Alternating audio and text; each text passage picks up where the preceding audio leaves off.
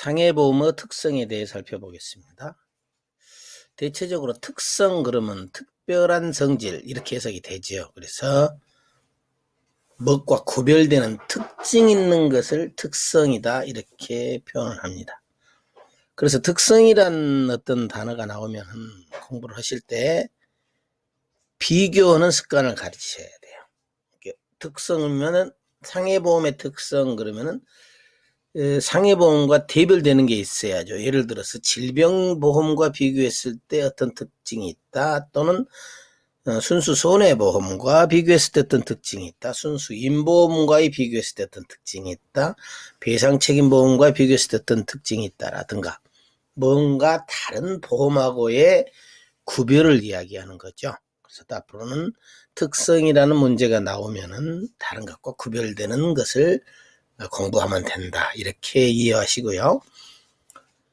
상해보험은 양면성을 갖는다, 교집합이다 라는 말씀을 드렸어요. 손해보험과 임보험에 중복되는 부분에 있어서의 계약 특성을 가지고 있다. 상해보험이 손해보험적 특성을 갖는 것은 의료비 담보가 있습니다. 치료비죠. 치료비를 물어주는데 급격하고 우연한 예외의 사고로 발생한 손해에 대한 치료비, 즉 피보험자가 치료는 실제 비용을 물어준다. 그러니까 이 상해보험은 손해보험적 성격을 띠는 것 중에 특히 치료비인 의료비 담보는 실제 손해인 치료비를 물어주고 있으니까 일반 손해보험하고 같은 성격을 가진다 이렇게 볼 수 있고요. 그 다음에 임보험적 성격을 갖습니다.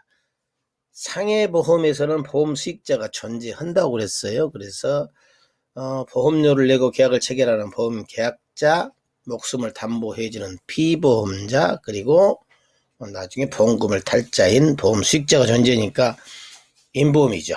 그래서 상해보험은 엄격한 상법상의 분류에 의하면 임보험에 속한다. 그래서 생명보험이나 질병보험과 같이 임보험의 사실상의 한 분야다. 다만 그러니까 재물보험과는 성립된 게 순수 손해보험 쪽의 화재보험 같은 재물보험과 비교되는 개념이고 임보험적 특성을 갖는다. 다만 손해보험과 임보험, 생명보험 양쪽에서 다 겸용이 가능하기 때문에 제3보험이라는 용어로 보험업법상에서 활용하고 있다. 보험업법상 인정하고 있다.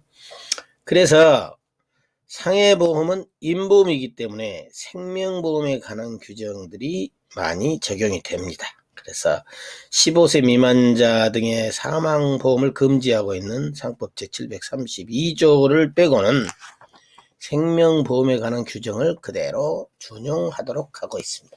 상해보험에서는 15세 미만자 등의 사망을 보험계약으로 하는 걸 금지하고 있지만 이 규정이 적용되지 않기 때문에 상해보험은 연령이나 심신박약자, 심신상실자들도 가입할 수 있다라는 것이고요. 그 다음에 상해보험의 특징 중에 하나가 보험자 대의가 금지된다. 보험자 대의가 금지된다.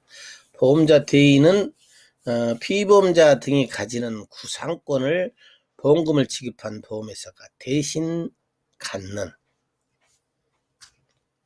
서브로게이션이죠. 서브로게이션. 그래서 729조, 상법 729조에 있어서 임보험에서는 보험자 대의가 금지된다. 원칙적으로 그렇게 돼 있는데, 그래서 상해보험도 임보험의 준용 규정, 균형을 준용하기 때문에 대의가 금지되고 있습니다. 원칙적이라는 이야기죠. 다만 상해보험 계약의 경우에도 다른 약정이 있는 때는 보험자는 피보험자의 권리를 해하지 않는 범위 내에서 그 권리를 대의하여 행사할 수 있다.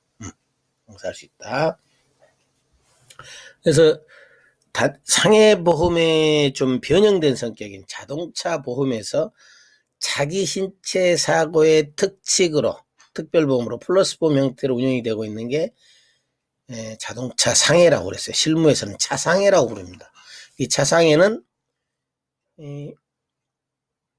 다른 차와 과실이 경합이 된다거나 다른 차의 과실로, 즉 배상 의무자가 있는 사고로 손해가 발생했는데 그 차가 무자래 건다거나 그래서 나의 보험을 사용하는 경우죠. 이때 나의 자동차 보험에서 보험금 지급 기준에 따라서 보상을 하고 그 보상된 금액을 다시 이 피보험자의 권리를 구상권을 피보험자가 갖는 손해배상 청구권인 그 권리를 취득하게 되죠. 그래서 자동차 보험 쪽에서 보면은 자동차 상해에서 특별히 대규정을 두고 있어요. 그러나 우리가 지급하는 이 제3보험 쪽에서의 보험자 대리는 금지된다. 이렇게 하시면 될 것 같고요. 그 다음에 손해보험 특유의 관계인 피보험 이익의 부존재입니다. 피보험 이익이 없다라는 거예요. 피보험 이익이 없다. 집을 하나 내가 소유하고 있다라고 봤을 때 그 집에서 내가 얻는 이익은 그 재산 가치죠. 내가 가지고 있는 건물의 재산 가치. 화재 보험으로 이 집이 멸실된다. 그러면은 내가 두려워하는 것은 내가 가지고 있는 이 나의 집의 재산 가치가 잃어버릴 것을 두려워하는 거죠. 이 잃어버릴 것을 두려워하는 이 두려움을 평가한 것. 이게 바로 피보험 이익이다. 이렇게 보시면 되는데 그렇게 지켜야 할 피보험자가 잃어버릴 것을 두려워하는 부분에 관한 피보험 이익이 상해보험에는 존재하지 않는다. 그 이유는 상해보험은 순수히 인보험적 성격을 띠고 있어서 그 사람이 입은 경제적 손실을 그 신체에 발생한 것을 막기 위한 거죠. 어떤 재산적 가치나 이런 것이 아니다라는 거. 그 다음에 피보험자의 동의가 특성이죠. 손해보험계약에 있어서는 타인을 위한 보험계약을 하는 경우에 피보험자의 동의를 필요로 하고 있지 않습니다. 즉 임차인이 건물에 임대 들어갔어요. 그래서 그 집에 살고 있으면서 나중에 불이 나가지고 그 건물이 멸실이 되면 그 임차인은 건물을 원상복구해서 건물주에게 돌려줘야 될 의무가 있죠. 그래서 이거를 불이 났다라거나 이런 손해가 입었을 경우에 그걸 복구하기 위해서 자기 명의로 임차인 명의로 화재보험을 가입하는 경우가 있습니다.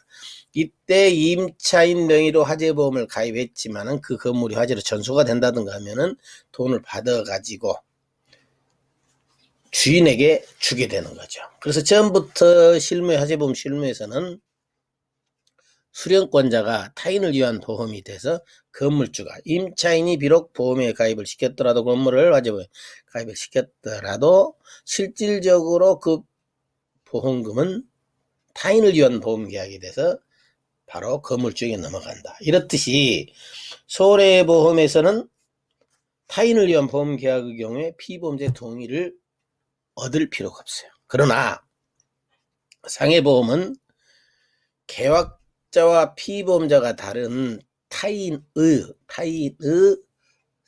사망을 담보하는 보험 계약인 경우에 내가 남의 목숨을 담보로 해서 보험금은 제 수익자가 이제 달라질 수 있겠죠. 또는 내가 낼 수도 있고 자기를 위한 또는 타인을 위한 보험 계약이 될 수 있는데 그런 경우에 모랄 리스크의 가능성이 있어요. 피보험자의 목숨을 담보한다는 건 사실은 매우 위험한 일이죠. 그걸 통해서 보험금이 지급된다면은 특히 피보험자는 위험에 치울 수밖에 없다. 그래서 이 피보험자와 일정한 관계에 있는 자만이 보험 가입이 가능하다. 이렇게 가는 것이 이익주의고 특별한 관계는 아니더라도 피보험자의 동의가 있으면 가능하다. 이게 동의주의인데 우리나라는 동의주의를 취하고 있다.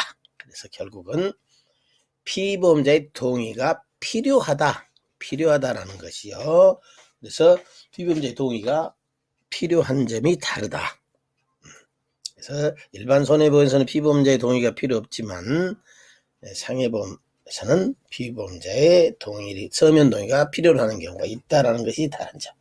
그 다음에 상법 제732조의 2에 의하면 중과실로 인한 보험 사고의 경우에 면책으로 하고 있어요.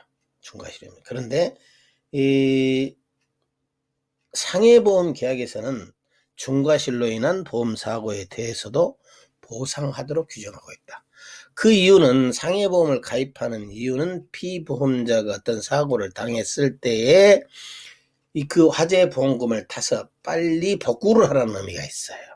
그래서 이런 어떤 근본적인 상해보험의 취지가 있는데, 만약에 중과실로 인해서 발생한 경우를 면책으로 한다라면은 그런 피보험자의 이익을 두텁게 보호할 수가 없다라는 거죠. 그래서 중과실을 담보할 수 있다. 그래서 상해보험 경우에 중과실로 인한 사고가 면책되지 아니한다라는 점.